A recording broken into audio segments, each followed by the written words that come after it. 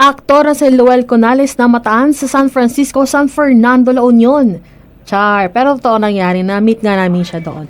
Pero sa daan lang, pero syempre patuloy yung ating pamimigay ng kalendaryo, pagpapasaya.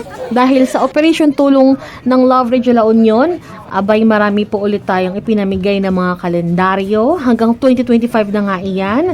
At meron pang ilan sa kanila, sila na mismo rin na nagtaktak sa kanilang mga bahay ng ating kalendaryo.